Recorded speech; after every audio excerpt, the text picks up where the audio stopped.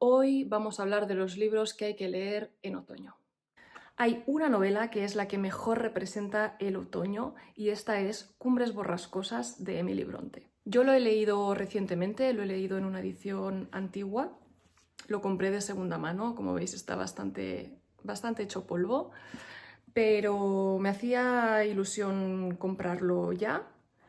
Necesitaba leerlo ya, la verdad es que yo no soy una lectora estacional, pero si vosotros lo sois, creo que esta lista de lecturas recomendadas os irá muy bien. Cumbres borrascosas es la novela de la que todo el mundo habla y yo la había estado dejando porque pensaba que era una especie de Jane Eyre a lo gótico.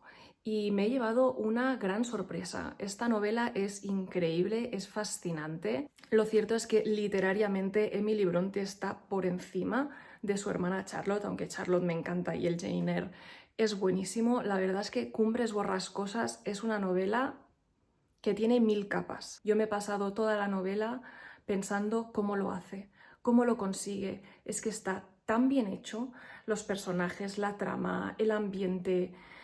Es una novela total, es una novela increíble, de una proeza excepcional y la verdad es que me ha encantado. El gran logro de esta novela es el ambiente, sin lugar a dudas. No hay que menospreciar ni la estructura, ni los personajes, ni el final, pero la verdad es que el ambiente yo creo que es lo que hace esta novela tan especial. Aquí habrá la fuerza del viento, que también será la fuerza de las pasiones, porque es una historia llena de violencia emocional. Como lectores estamos constantemente golpeados por el viento, por la lluvia, por el frío. La verdad es que me ha sorprendido para la época que se pueda escribir una historia con tanta violencia y destripando la realidad de la violencia doméstica que existía dentro de los hogares de las familias inglesas de aquella época,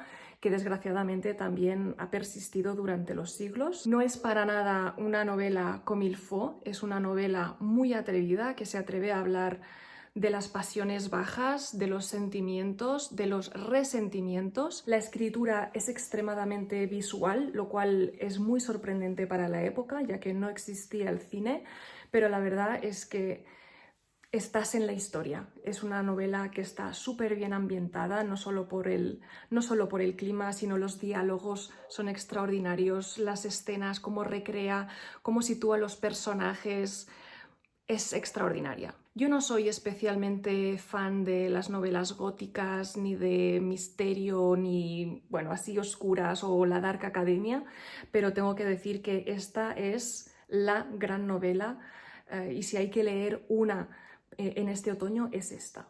Yo creo que no he oído a nadie hablar mal de este libro y la verdad es que no ha sido una decepción. Otro gran hito de esta novela es la estructura, que me ha encantado. Tiene dos hilos narrativos que se van alternando, pero no te pierdes. Está muy bien trazado y me encanta cómo pasa de una época a otra. Es una historia de una saga que tiene dos generaciones y vamos viendo cómo los personajes van evolucionando a lo largo del tiempo.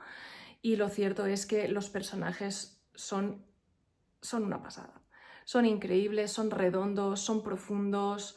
Quien más me ha animado a leer este libro, a descubrirlo, conocerlo, es María, del canal de Cumbres Clásicas. Yo creo que ella es la persona que más me ha influido en esta lectura. Yo creo que sin ella hubiese tardado todavía más años en leerla y estoy muy contenta de haberle dado una oportunidad. Os remito a su canal y a su reseña, que es muy completa.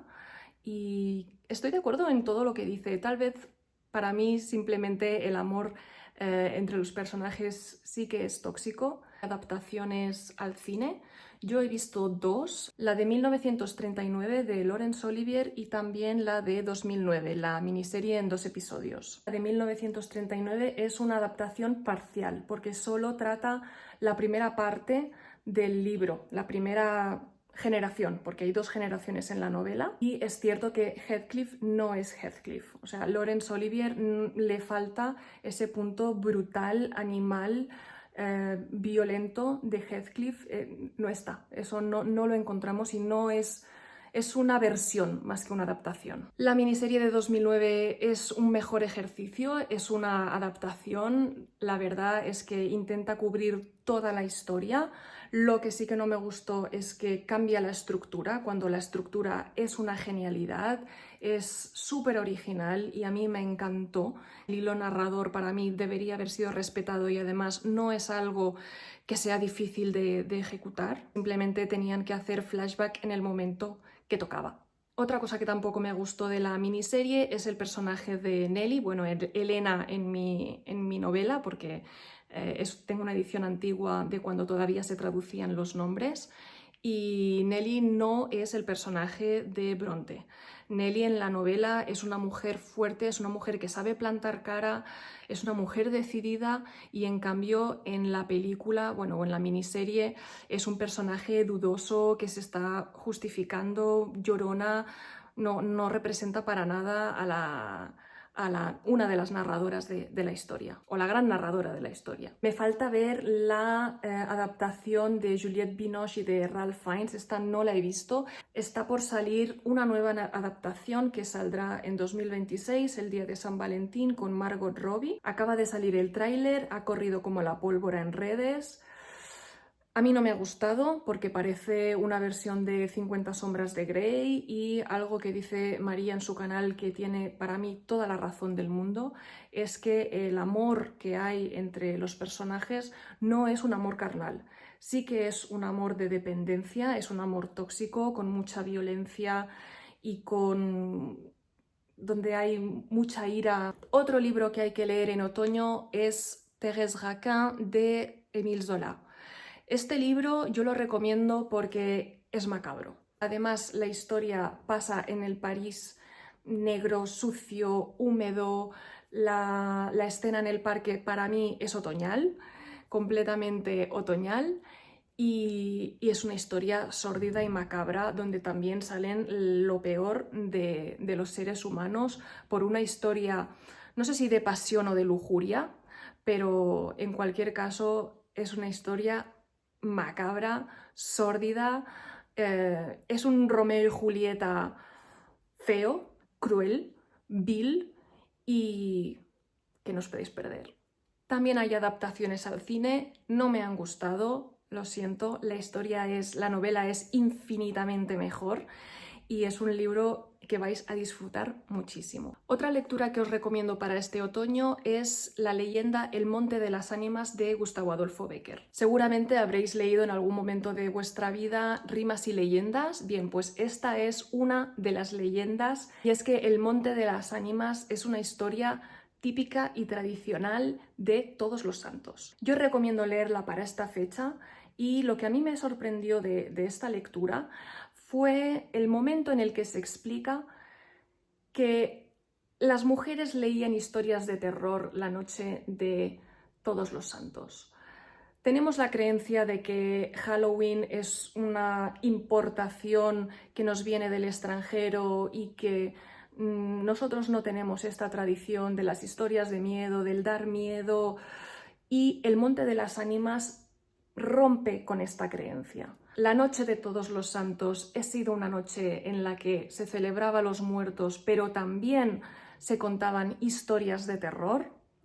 No solo es un momento en el que se recuerda a los que ya no están, sino que vemos cómo en la tradición de lengua castellana esta es una tradición antiquísima. Vemos el peso de la importancia de la literatura popular, del cuento, de las leyendas, de los mitos, las historias de terror, las fábulas, y vale mucho la pena aprovechar esta fecha para leer o releer esta leyenda. Si sois lectores de un nivel más bien principiante, intermedio, y os estáis adentrando en los clásicos, yo recomiendo leerla. Es cierto que no es lo más fácil de leer, pero justamente con esta lectura os podéis probar un poco, podéis forzar un poco la máquina. Además, lo que me encanta es que en Soria, que es donde se escribió, ya que Bécquer vivió en Soria en el momento que escribió esta leyenda, en Soria se sigue celebrando, se sigue representando y recreando la historia contada en el Monte de las Ánimas de Bécquer. Es más, desde hace años hay un festival, que es el Festival de las Ánimas, donde hay toda una serie de espectáculos, de danzas, de representaciones. Es una fiesta considerada de interés nacional. Yo no he estado nunca, la verdad, pero me encantaría ir. Este año no podrá ser, pero en algún momento quiero ir. Os dejo abajo en la caja de descripción el enlace al festival y también un vídeo en el que el actor que dobla al personaje de Jack Sparrow de Piratas del Caribe lee en voz alta la leyenda. Así que si se os hace demasiado pesada y queréis escucharla, es una buena opción también. Otra lectura mítica y tradicional de Todos los Santos es el Don Juan Tenorio de José Zorrilla. Es una obra de teatro de finales del siglo XIX que me ha encantado, es fascinante. Sí que es cierto que la parte fantasmagórica solo ocurre al final de la obra, durante toda lo que es la gran parte de la obra vemos una historia donjuanesca y la parte fantasmagórica será al final. Esta es otra de las lecturas que recomiendo si sois principiantes o si tenéis un nivel intermedio y os estáis adentrando dentro de los clásicos, porque esta sí que se lee perfectamente. Evidentemente es más tardía que el Monte de las Ánimas, por lo que no tendréis ningún problema y además veréis lo delicioso que era el teatro hace un par de siglos. Me ha sorprendido la dimensión del personaje y es que el Don Juan de Zorrilla no solo es un Casanova, no solo es un mujeriego, sino que me gusta porque le ha añadido la dimensión del hombre cruel, del que no solo conquista por conquistar, por su narcisismo, sino que lo hace para hacer daño a los demás. Y esta es una dimensión añadida, que es el de la crueldad, el de la maldad, el de hacer daño a tu prójimo a través de tu pareja. Tal vez habréis oído hablar de la historia de Don Juan. Bien, pues esta fiesta de Todos los Santos es el momento para leerlo. También es tradición hacer una representación teatral de la obra. Se viene haciendo también desde hace años en Madrid, en Alcalá de Henares. Yo no he encontrado una representación en Barcelona próximamente que sea fiel al texto.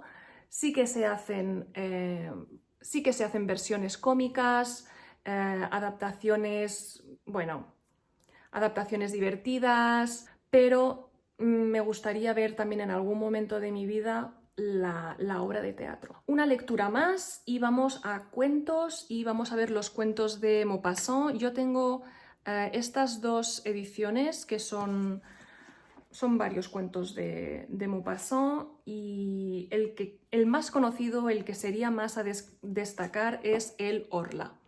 El orla en francés viene de un juego de palabras, es una palabra inventada, pero Maupassant hace la composición entre or, que es fuera, y la, que vendría a ser como esto o la cosa esta. Entonces sería esta cosa de fuera, extranjera, esta cosa rara. No solo es un cuento fantástico ni gótico. Para mí tiene una dimensión mucho más profunda y es la psicológica. Sabemos que Maupassant asistía a las clases del doctor Charcot, sabemos que fue el psiquiatra que estaba en el hospital de la Salpêtrière en París, donde estudiaba los casos de histeria en mujeres. Posteriormente, los autores surrealistas se inspirarán en su trabajo y en sus análisis, estas mujeres completamente fuera de sí mismas, fuera de su cuerpo a través de la histeria. Pero Maupassant lo que hace es un popurrí.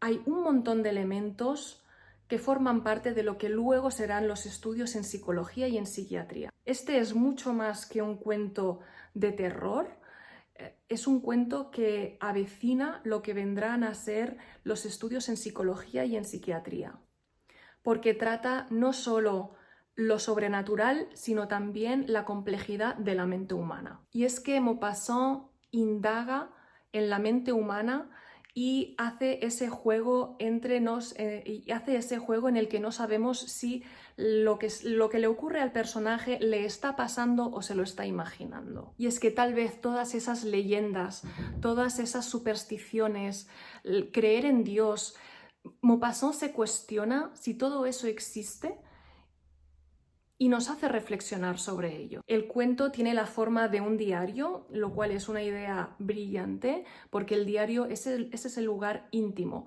esa escritura libre de juicio, donde vamos a poder contar todo lo que sentimos, todo lo que pensamos sin ningún pudor. Y es un lugar de confianza. El lector sabe que lo que el narrador está contando es su vivencia, es su experiencia, no tiene por qué fingir.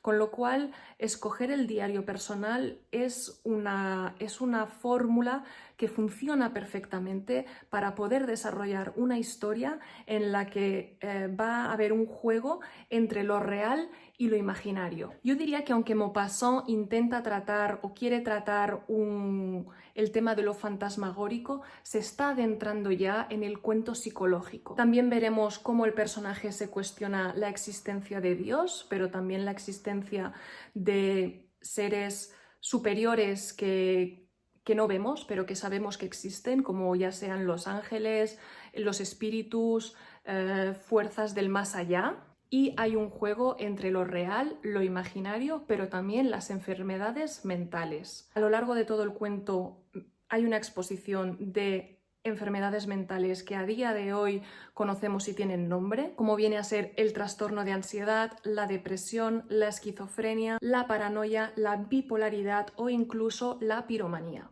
Además, para mí hay unas referencias clarísimas a lo que luego será el cine de Buñuel. Sabemos que los surrealistas y el grupo de 1920 en París, del que formaba parte Luis Buñuel, se inspiró de los cuentos góticos, fantasmagóricos de Maupassant, de Gautier.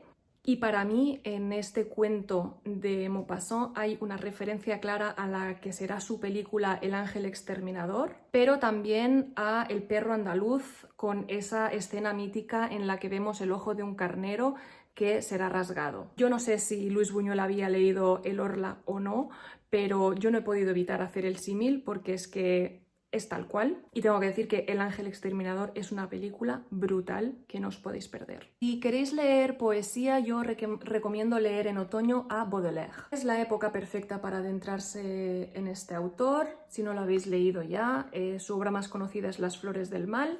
Otro libro que podéis leer es El spleen de París, pequeños poemas en prosa. Y es que el spleen es ese sentimiento de melancolía profunda. El spleen es ver la vida en blanco y negro y sería casi lo contrario a la ilusión.